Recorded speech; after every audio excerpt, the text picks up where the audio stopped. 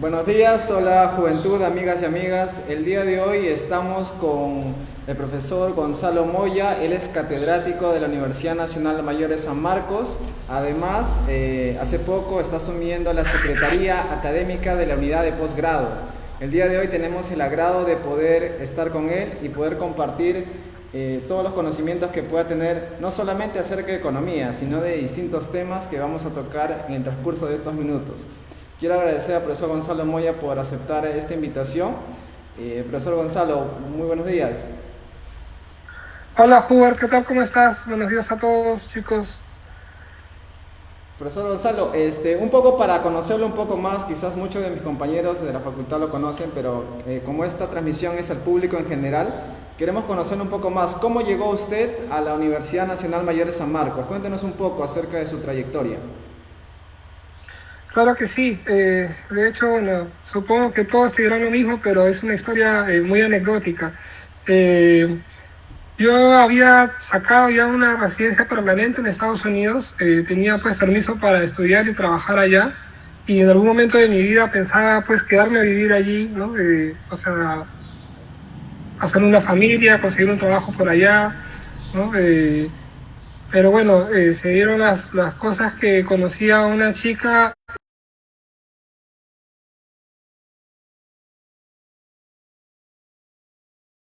Sí, me enamoré, ahora es mi esposa, y bueno, nos casamos bastante jóvenes. Me casé cuando tenía 23 años, ella 21.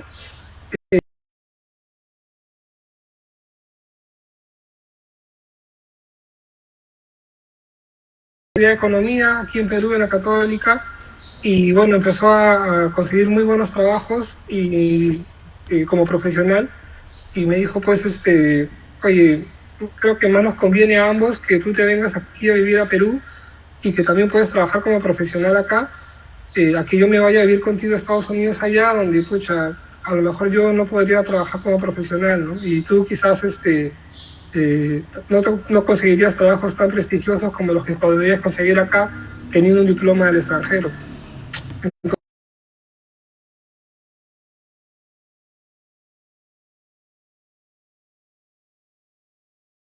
Banco y Seguros, trabajé en la superintendencia adjunta eh, de servicios al usuario, ¿ya? El usuario, eh, que es parecido, digamos, a lo que hace a la gestión que tiene Indecopi en cuanto a protección al consumidor, pero específicamente de la industria de servicios financieros, ¿no? O sea, lo que es banca, seguros y AFPs. Entonces, tenía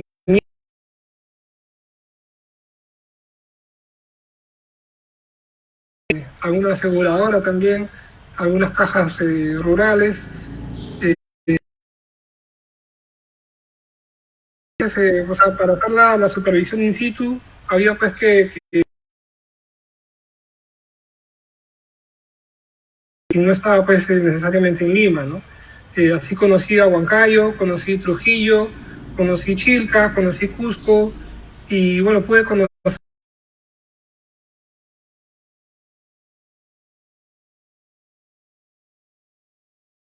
Yo personalmente no soy mucho de hacer turismo, salvo para ir a la playa, que me encanta. No soy mucho de hacer turismo en el interior del país para conocer, y bueno, lo hice por trabajo, y sin querer pues tuve la oportunidad de conocer mucho del interior del país, ¿no? Y hasta ahora pues me he quedado encantado con las ciudades que conocí.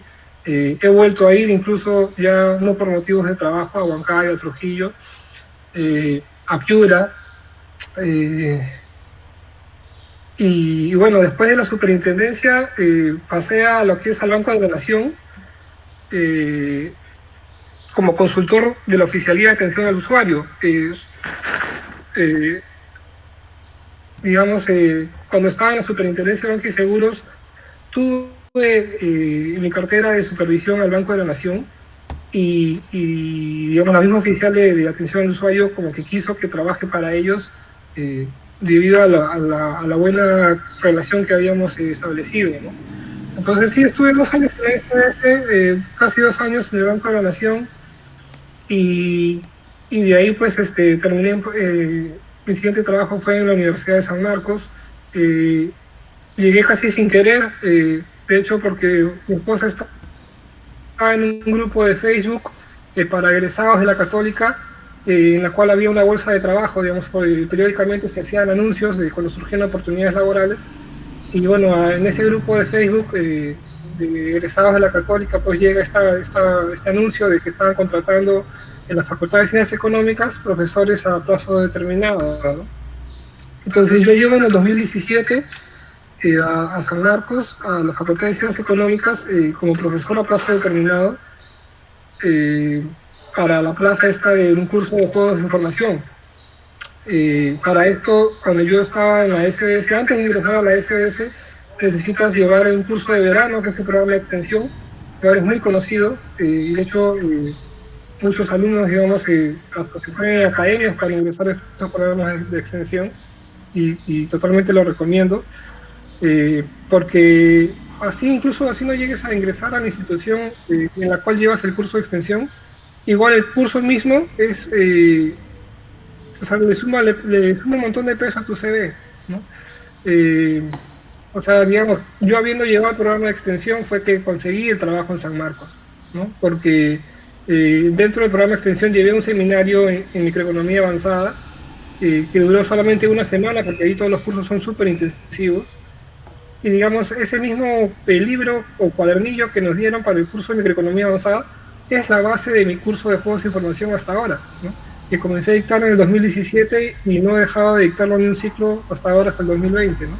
Y de hecho, para el siguiente semestre también voy a tener 2 secciones a cargo. Profesor, y en base a eso que nos está comentando, ¿qué recomienda ustedes a los jóvenes que recién egresan de la Facultad de Economía para no poder acceder así como usted a laborar en la SBS, ¿no? En distintas instituciones? ¿Qué recomiendan a los jóvenes? ¿Realizar primero un curso de Ujú. extensión, una práctica o depende de lo que ellos quieran más adelante? En base a su experiencia, ¿usted qué recomienda? Sí, antes de... No fue antes, de hecho fue terminando el curso del programa de extensión, antes de que digan quiénes van a ser los que entran a trabajar en la institución, son las entrevistas laborales, ¿ya? Y las entrevistas laborales te preguntan qué has hecho antes de llevar el curso, ¿no? Entonces, si no has hecho nada más que ir a clases, o sea, si solamente has sido estudiante, digamos, mientras eras alumno de pregrado, y nunca te preocupaste por hacer prácticas en ninguna parte, digamos, no vas a tener mucho que decir en esa entrevista de trabajo, ¿no? En mi caso, pues, yo cuando estaba haciendo la maestría yo en Estados Unidos, hice, o sea, todos los trabajos, los ensayos que hice para los seminarios que llevé para la maestría, muchos de ellos los publiqué en la revista académica de la universidad. Tenía como que 3 ensayos publicados, digamos, de 3 cursos o sea, digamos, hay un ensayo para cada curso, ¿no? Que es la nota principal del curso, y esos ensayos, pues, los haces con un rigor que pueden ser publicados en la revista de la universidad. Entonces, yo en la entrevista de trabajo hablé de las tres publicaciones que tenía, eh, que justo me tocó la suerte de que en la mesa de entrevistadores, pues, habían también muchos académicos. Entonces, la conversación, digamos, fluyó por ese lado, ¿no? Sobre los temas sobre los que había publicado. Para esto, yo cuando estaba en la maestría me interesaban más temas de macroeconomía y teoría monetaria, ¿no? Entonces, de hecho, la entrevista trató sobre eso, lo cual ahora, pues, sería anecdótico que ahora soy un profesor, digamos, de teoría de juegos, que es en la línea de microeconomía, y la gente pues asumirá que teoría monetaria hace poco, que no es mi fuerte, digamos, ¿no? Pero, digamos, cuando era alumno, de hecho, era el tema que más me gustaba. Profesor, y hablando de la universidad,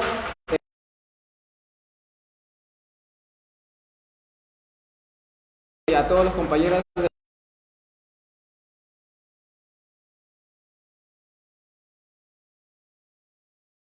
se están promocionando,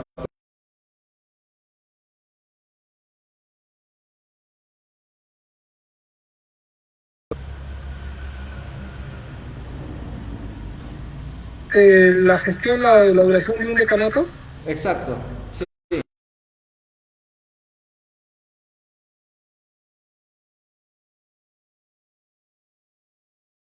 Te mentiría si te dijese un número de ellos en específico. El tema es que así como ustedes les han mandado un correo,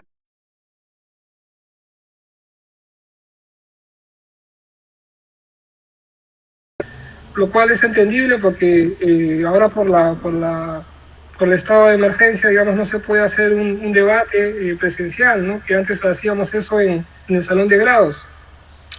O también los profesores entraban, los postulantes a decano entraban a los salones de clase, ¿no? Con el permiso del profesor, interrumpían un momento la clase y también se presentaban a los alumnos. Esas cosas ya no se pueden hacer ahora por la pandemia.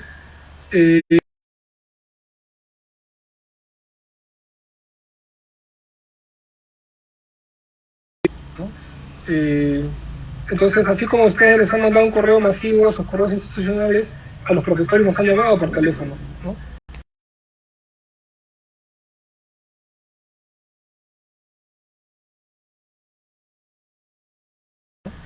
Entonces, sí, hasta 3 candidatos a decano me habían llamado por teléfono para convencerme pues, de que vote por ellos. 2 son muy amigos míos. Profe, y de hecho, decidió su voto? Todavía estoy, digamos,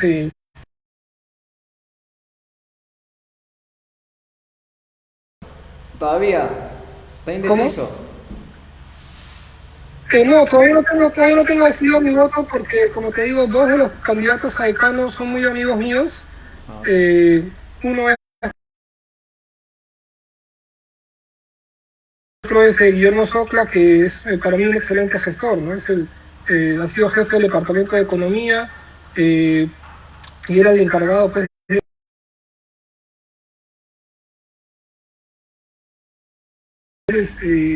cruce las clases que tienen que llevar en un ciclo, sino que los profesores también tampoco se les cruce los horarios que tienen que dedicar.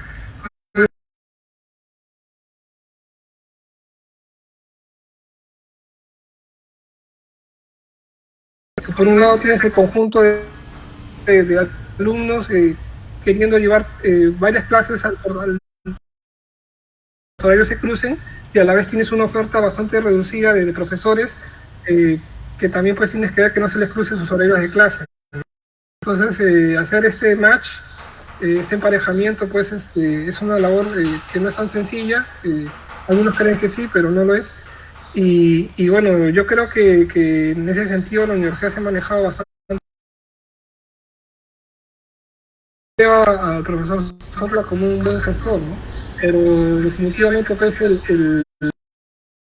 la academia es Richard Roca, ¿no? Y los dos son muy amigos míos y me da mucha pena pues no tener que votar solo por uno de ellos, ¿no? Cuando se por mí pues otros candidatos también son muy buenos, el profesor Postigo pues ha sido mi profesor en el doctorado y es una persona muy elocuente, muy centrada, muy razonable, también solamente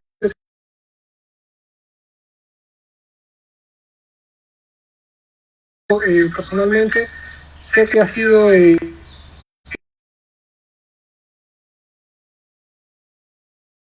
mejora desde que llegó y bueno, también es un candidato, digamos, de las últimas elecciones para decano que tuvimos, tenemos muchas mejores opciones que la vez pasada, ¿no? Creo que esta vez va a ser mucho más difícil, pues, determinar por quién votar, ¿no? Y eso creo que le conviene a todos. Entonces usted dice que hay mejores candidatos, hay mejores candidatos en esta ocasión.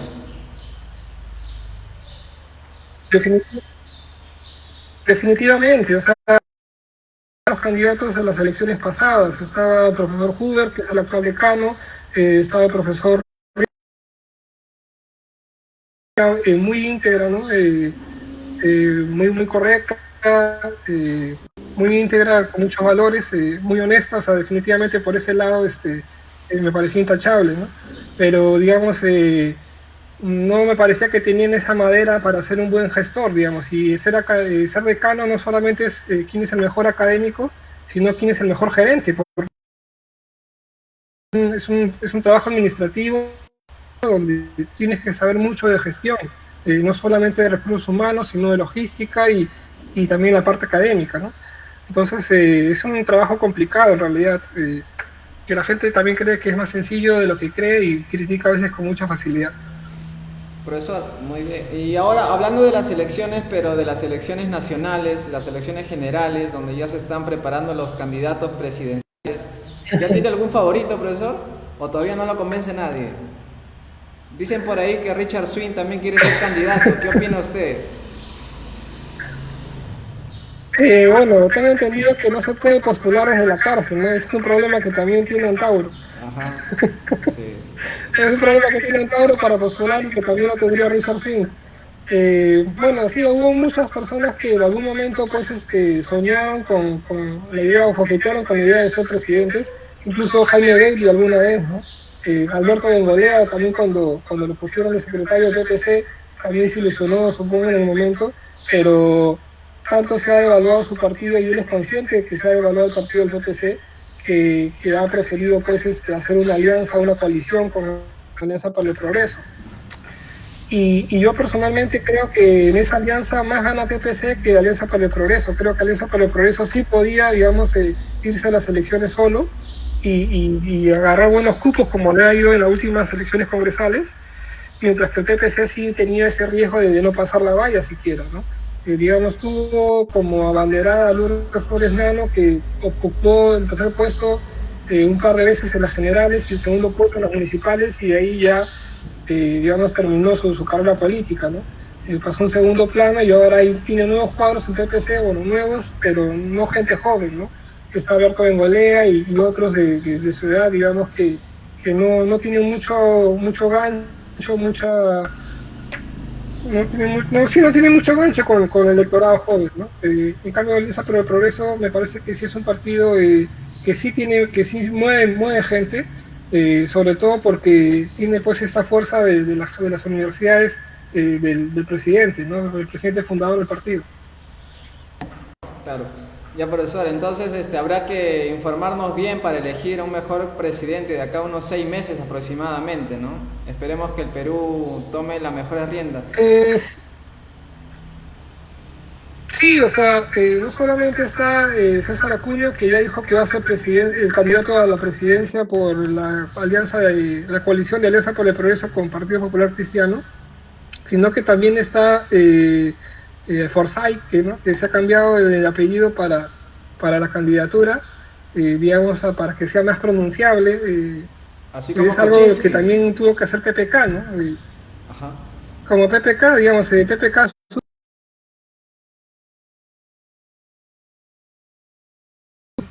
¿no? Incluso Mercedes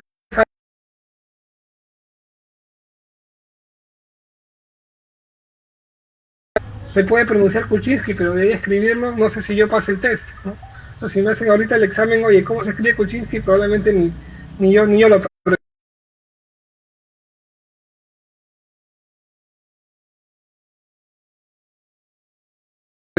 tienes que tener un apellido que tenga llegada, ¿no? Y si suena muy extranjero, digamos, gancho, digamos, con el electorado. Entonces yo creo que ha sido un acierto esto de cambiarse el apellido por Forsyth, y pues que la gente ya no le dé vergüenza de pronunciarlo mal, porque él mismo lo está escribiendo así, ¿no? Ahora, dicho esto, la carrera brevísima de Forsyth, ¿no? Política. Él inicialmente se iba a postular a la alcaldía de Magdalena del Mar con Alianza para el Progreso. Y de hecho, su papá, que es embajador, había pedido, digamos, al presidente de Alianza para el Progreso que le sea, digamos, la postulación a la alcaldía de Magdalena del Mar, y ese había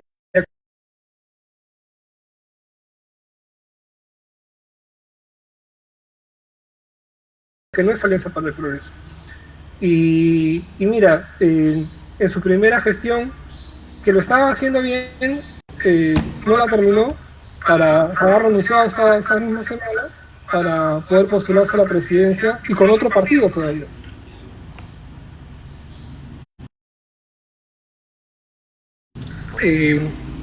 Bueno, también tenemos a Roque Benavides con el APRA, que no creo que llegue muy lejos, no por Roque Benavides, sino por el APRA, ¿no? Creo que es un partido que ahorita ya es una carga, digamos, un lastre, y Roque Benavides pues puede ser un empresario, un gerente de primera, pero primero que va a tener mucha resistencia por parte del sector antiminero, ¿no? Los ecologistas, Profesor, pero y luego pues tiene ese esa otro más, deuda que tiene Roque Benavides como la minera Buenaventura,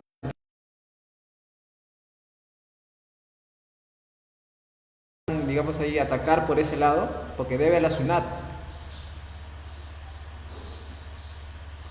Ahí también atacarían a ellos pues, en ese también. sentido, ¿no? Bueno, sí, bueno, hace poco estuvo el tema este de las deudas tributarias, porque estaban diciendo si es que, estaban debatiendo si es que debían prescribir o no por antigüedad, ¿no? Y felizmente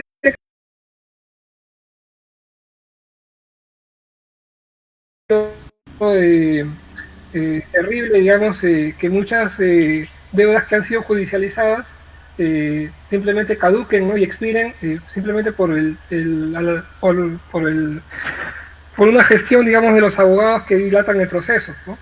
Y ahora, dicho eso, también hay una presunción de inocencia que alcanza también al derecho tributario, y en ese sentido, pues, si tú apelas un cobro de un impuesto, porque tú argumentas que no te corresponde pagar tanto, digamos, hay una presunción de inocencia y tiene que, en ese caso, resolverlo un juez, ¿no? Es el juez el que tiene que finalmente decidir si es que sí le corresponde pagar ese monto o si efectivamente el señor tiene razón en decir que se le está sobrefacturando el impuesto, ¿no? O sea, digamos, para personas naturales, en cuarta categoría, es sumamente fácil calcular tu impuesto a la renta, ¿no? Creo que el 8%, digamos, de tu recibo por honorarios es lo que pagas de impuesto a la renta y ya está, ¿no? Y personas de impuesto de quinta categoría también, o sea, los que estamos en planilla, digamos, puede ser un poco, bueno, puede ser un poco más complicado por ahí, pero dentro de todo, para personas naturales, determinar el impuesto a la renta es bastante sencillo. No es así, en cambio, con las personas jurídicas, ¿no? Eh, de hecho, pues hay todo un departamento legal que también se encarga pues, de determinar cuánto es lo que se debe pagar de impuestos, ¿no? O sea, para que te hagas idea de la complejidad de pagar impuestos en el Perú. Entonces, el hecho de que no estén las reglas tan claras hace pues que las empresas tengan que gastar en contadores, ¿no? O en abogados tributaristas eh, para determinar cuántos impuestos pagar, y que aún así pues algunas deudas terminen siendo judicializadas, ¿no? Entonces yo creo que en todo caso lo que habría que hacer, una de las cosas que podría hacer el siguiente presidente es tratar de simplificar el régimen tributario para reducir el número pues de deudas que son apeladas, ¿no? De deudas tributarias me refiero. Sí. Profesor, el presidente que venga va a tener bastante trabajo que hacer, ¿no? Porque ahorita el Perú está en recesión, se estima que va a caer en menos 12%, pero el próximo año va a haber un rebote del 10% aproximadamente, pero a pesar de eso no va a haber el desempleo, se va a mantener, la pandemia todavía va a continuar, ¿no? El presidente que venga va a tener una harta chamba, sobre todo el Ministerio de Economía y Finanzas, que maneja el dinero de todo el presupuesto nacional, pues, ¿no? Totalmente. Yo creo que la actual gestión, la actual administración de Vizcarra, cuando decidió que la cuarentena dure tanto, a mí me recordó, me hizo pensar en una persona que va a un restaurante lujoso y que se pide los platos de la carta eh, sin pensar en la cuenta que le va a llegar terminando la cena, digamos, ¿no? Entonces, en verdad, una cuarentena es carísima, y creo que el Ejecutivo no tuvo en cuenta o quizá no interiorizó cuán caro puede ser hacer una cuarentena, ¿no? Hay una histéresis que es que cuando tú terminas la cuarentena, no es que todo ya vuelva, digamos, a la normalidad, porque ya hay negocios que quebraron y que no vuelven a abrir, digamos, solo porque ya no hay cuarentena, ¿no? Igual también muchos trabajos que dejan de existir, que se extinguen, y que cuando se reabre la economía, cuando termine la cuarentena, pues no es que esos trabajos vuelvan a estar ahí disponibles, ¿no? Entonces, si pensamos pues en una ecuación cuantitativa del dinero, ¿no? M por B igual a P por Q, lo que yo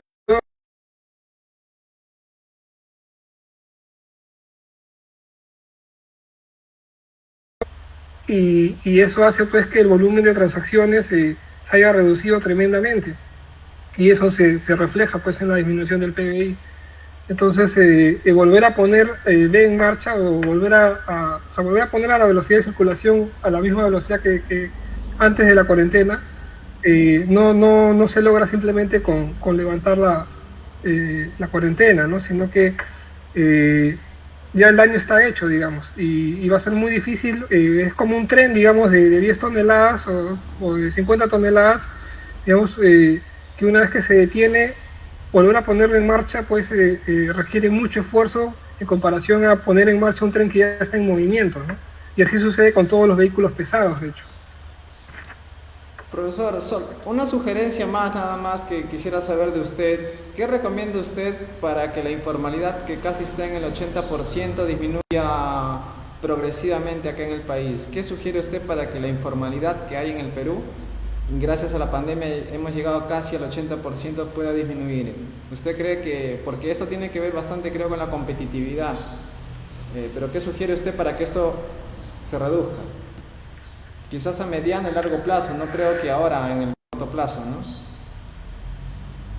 En realidad sí se podrían lograr cambios en el corto plazo, pero lo malo es que serían muy resistidos por la población. O sea, para reducir la informalidad lo que hay que hacer es flexibilizar lo que es el, el régimen laboral, ¿no? Actualmente tenemos que todos los trabajos formales están transados a tiempo completo y los salarios se determinan mensualmente. En cambio, si tú te vas a Estados Unidos, tienes que hay al menos dos regímenes que son el tiempo completo y el tiempo parcial, y los salarios se determinan por hora.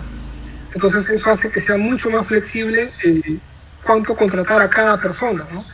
Aquí, digamos, tienes a todos trabajando 40 horas semanales y pagándoles un mismo salario al mes, que pues hace que si no necesitas que trabaje por completo, si no haga simplemente 3/4 de turno o medio turno, o sea, no puedas, digamos, el mismo régimen laboral no te lo permita. Entonces terminas despidiéndolo y esa persona termina consiguiendo otro trabajo en el sector informal, o tú como empresa terminas pues no formalizándote o saliéndote del sector informal, ¿no? Porque necesitas contratar gente de manera más flexible. Entonces, digamos, mientras el régimen laboral sea tan rígido que te diga, oye, o le pagas o le contratas a tiempo completo o no lo contratas, o transas el salario mensualmente o no transas, eso, digamos, va a generar incentivos tanto de las empresas como de los trabajadores a transar por lo bajo, digamos, de manera informal, ¿no? Entonces yo creo que sí se puede lograr cambios en la informalidad en el corto plazo, pero que no son muy populares, ¿no? Porque la misma gente, los que ya están empleados, se van a quejar diciendo, oye, yo estaba contratado a tiempo completo y ahora, como cambiaste ese régimen, ahora solo me están contratando a medio tiempo o a 3/4 de tiempo.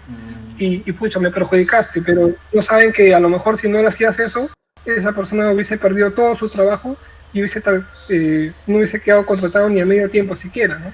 Entonces se trata de conservar trabajos y de generar nuevos trabajos en el sector formal, y para eso habría que flexibilizar pues el derecho laboral, ¿no? Ok, profesor, buena información. Ahorita, por ejemplo, Profesor, sí, déjame agregar una última cosa. Sí. No solamente es o sea, las reglas, digamos, para contratar a una persona mientras la tienes contratada, sino que también para despedir a una persona suele ser o sea, el derecho suele estar muy a favor, digamos, del ex trabajador, ¿no? Entonces, hay mucha gente que reclama haber sido despedida de manera injustificada, y la mayoría de esos casos terminan siendo resueltos a favor del trabajador y ordenándoseles que se le reponga, digamos, de manera forzosa, sobre todo en el sector público, ¿no? Y eso pues amedrenta. Ya no estamos hablando por allá de tema de informalidad, sino de la productividad, ¿no? Porque esa persona que regresa por mandato judicial ya pues se siente asegurada ahí y ya deja de trabajar con el mismo empeño, y lo mismo los que saben, los que ya están trabajando y saben que de ser despedidos pues van a lograr ser reinsertados por la vía judicial, ¿no? Sí, te escucho. Sí, profesor. Bueno, buen dato esto de que se puede pasar de manera completa a manera parcial en la forma laboral que tienen las personas. Sería un tema para estudiar, como lo que usted está sugiriendo. Profesor, usted hasta hace poco ha estado trabajando en el Congreso de la República. ¿Qué experiencia, qué información nos puede dar ahí en la comisión que usted ha estado trabajando? Cuéntenos. Sí, es algo que no he yo como que publicado en redes sociales, así como que, oh, me contrataron en el Congreso y tomándome el selfie junto a Palacio Legislativo, porque digamos es una institución que no tiene mucha reputación, ¿no? Que no es muy popular. Dicho esto, pues el tiempo que estuve trabajando allí, fueron muchas las veces en las que me llevé la mano a la frente y que me dieron ganas de renunciar inclusive, ¿no? Porque, por ejemplo, cuando pasó lo de la ley de peajes, ¿no? Que obligaba pues o mejor dicho, prohibían el cobro de peajes. El Congreso prohibió el cobro de peajes durante el estado de emergencia. Y, y digamos, ya el Tribunal Constitucional pues lo rectificó diciendo, oye, estás atentando contra un contrato. Y bueno, sería cuestión de debate más bien hasta qué punto no, o sea, la cuarentena no atentó contra todos los demás contratos, ¿no? O sea, mucha gente, por ejemplo, que se pidió un préstamo para montar su propia empresa, tenía pensado pagar las cuotas del préstamo con la misma plata que generara el negocio, que fue interrumpido de manera abrupta, ilegal, o sea, de manera legal, digamos, el presidente de manera forzosa prohibió, digamos, el ejercicio de muchos negocios que estaban operando parcialmente a crédito, ¿no? Entonces, digamos, muchas deudas bancarias, eh, como que, digamos, se incrementó la morosidad de las deudas bancarias, eh, no por una cuestión de riesgo moral o de selección adversa, sino porque el mismo presidente, digamos, interrumpió la operatividad, la continuidad del negocio, ¿no? Entonces, digamos, me estoy saliendo un poco del tema. Lo que quiero decir es que, claro, no podemos prohibir a los peajes que dejen de cobrar, pero hasta qué punto sí está bien que le hayamos prohibido a los gimnasios, digamos, que dejen de admitir a sus clientes o a muchos otros negocios admitir a sus clientes cuando esos negocios están contando con el dinero de esos clientes para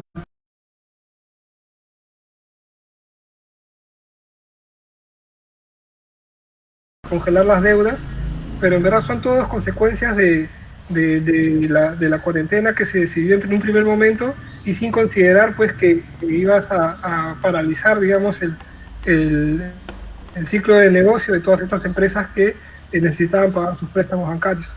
Y bueno, de los peajes fue la primera vez, digamos, que me llevé la mano a la frente y la última vez que me he llevado la mano a la frente y he renegado de trabajar allí ha sido ahora con los maestros que han sido repuestos de manera forzosa, ¿no? Por el Congreso.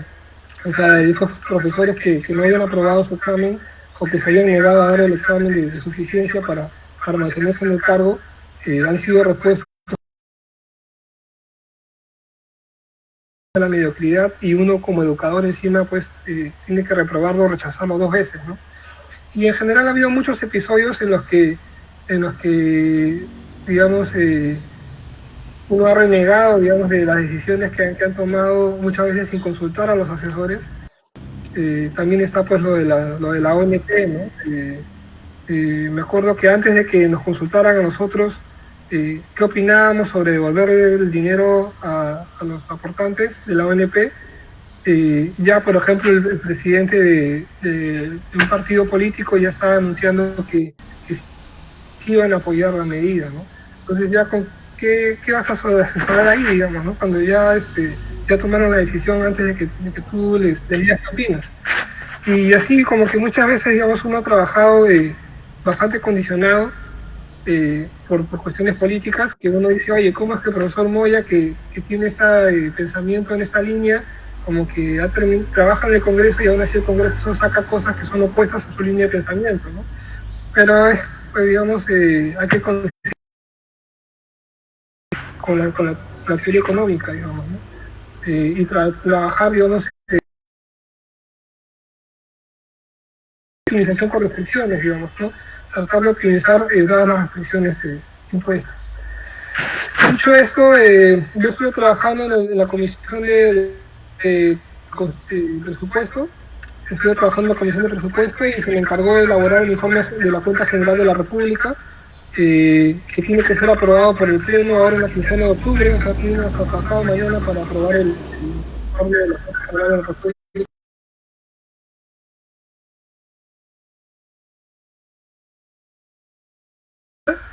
Digamos, sentir pues que estás haciendo patria, ¿no? Digamos, o sea, cuando estoy en un salón de clases enseñándole a chicos para que sean futuros profesionales, también sientes que haces patria. Pero ahí en el Congreso, cuando hacía el informe de la Cuenta General, sentía que también estaba haciendo algo importante, ¿no? Algo más grande que uno mismo, digamos. La verdad que los hallazgos que hicimos, que encontramos en el informe, fueron bastante llamativos. Tenemos porcentajes bastante bajos de hogares que tienen agua y desagüe. Mira, por ejemplo, ahorita estoy mirando yo la Cuenta General de la República, o el informe que entregué yo a manera de borrador. Sí, sé que no los puedes ver, pero te los quiero mencionar simplemente algunas estadísticas, ¿no?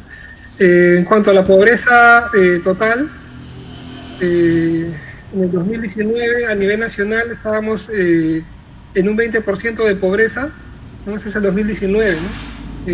La pregunta es cómo vamos a estar ahora en el 2020, ¿no? Después de la cuarentena. Y bueno, pobreza extrema a nivel nacional estábamos cerca del 3%, ¿no? Y así tenemos estadísticas también de nutrición, cuánto había de desnutrición crónica, indicadores de morbilidad infantil, resultados de las evaluaciones de comprensión de lectura y de matemática a niños de segundo de primaria, ¿no? Cosas así, digamos. Y acá en lo que es el bienestar del hogar es la estadística que más me llamó la atención, porque lo que tenemos es que, por ejemplo, sin agua potable a nivel nacional hay 9.2% en el 2019, ¿no?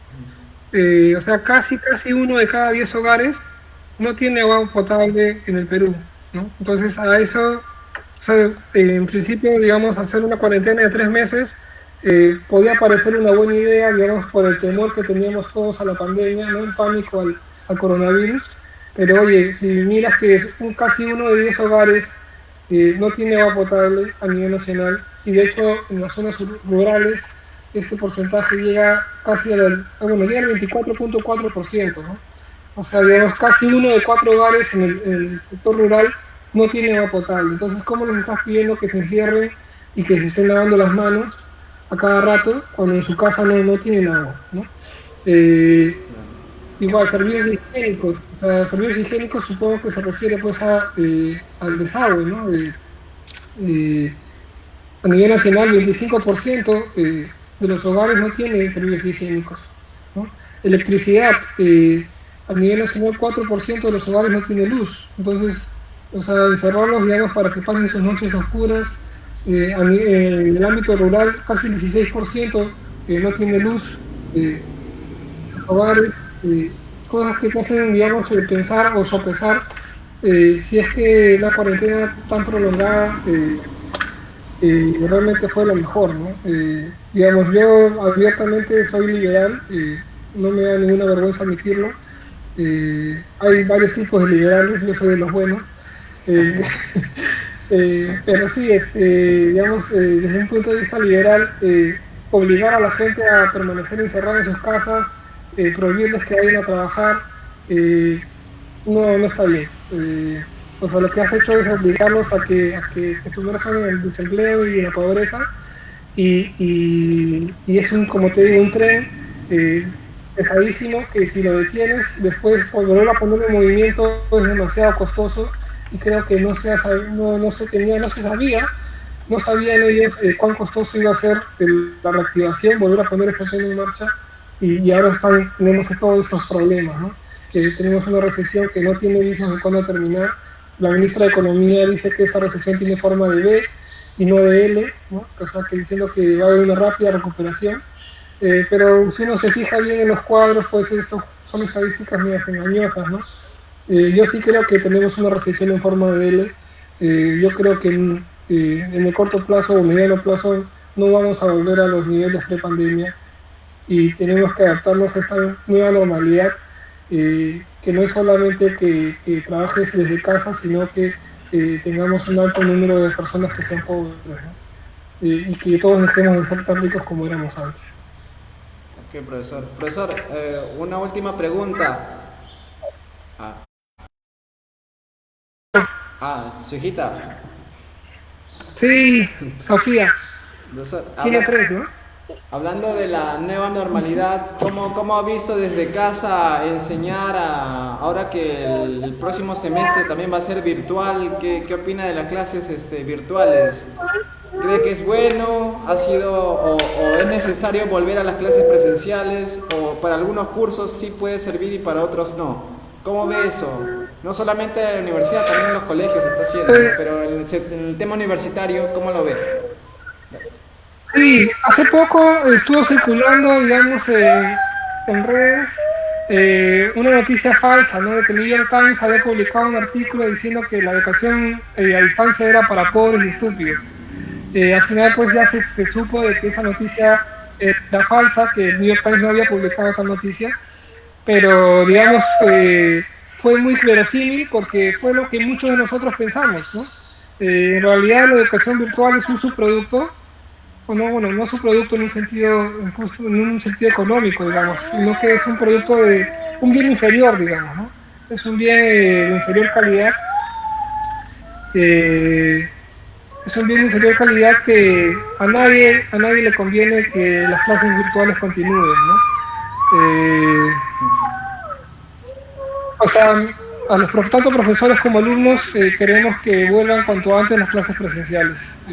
Y sin importar qué curso enseñes, ya sea que sea poco cuantitativo o muy cuantitativo. O sea, digamos, obviamente que si enseñas un curso que es muy cuantitativo, o mientras más cuantitativo sea, eh, más tienes la urgencia de que volver a un salón de clases, que la clase sea presencial.